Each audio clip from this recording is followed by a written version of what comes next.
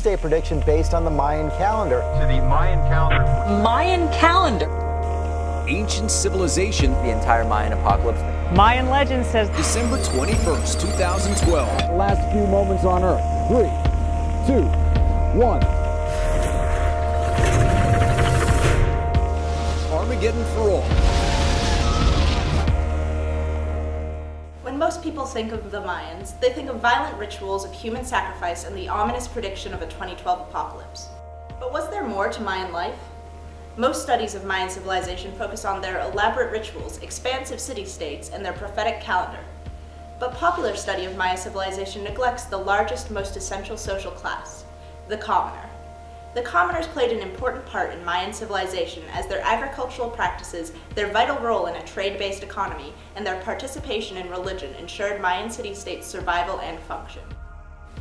The center of a Mayan city was intended to demonstrate the wealth and power of the elite.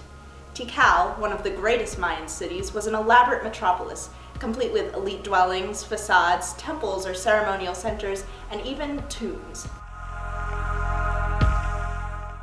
Commoners lived in the countryside surrounding Tikal, where they supported and sustained the wealthy elite by providing them with crops and other goods. Let us see what life was like at this time in Tikal. This is Ichik, a farmer living in Tikal's outlying areas during the early 8th century.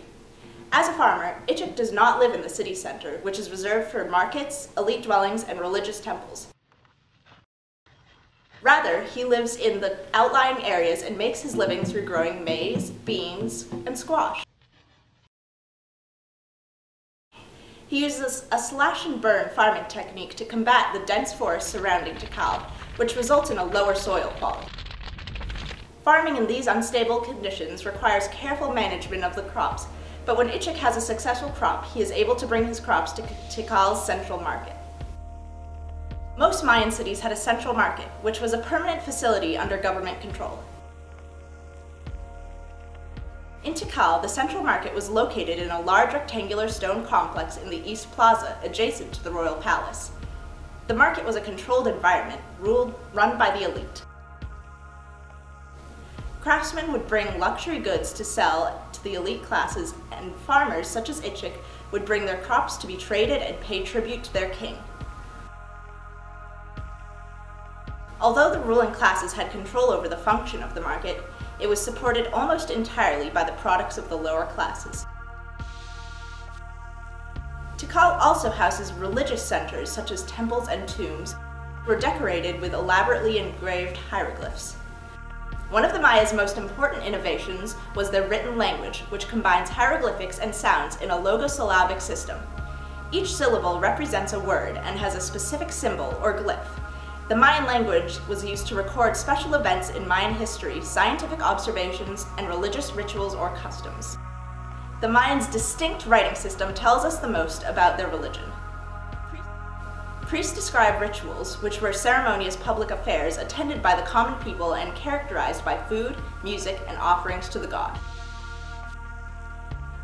Contrary to popular belief, human sacrifice was only utilized in the most important rituals, such as celebrations of the ascension of a new king or appeals to the angry rain gods during a drought. Bloodletting, however, was more prolific and demonstrated the king's connection to the divine. Commoners such as Ichik attended religious rituals in the city centers to solidify a connection to the god.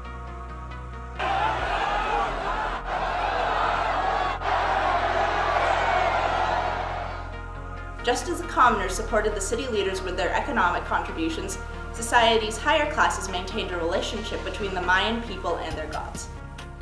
Without the Mayan commoners' contributions to agriculture, to trade-based economy, and to religious life, Mayan society would have had a very different legacy. Without the commoners, what would civilization have been?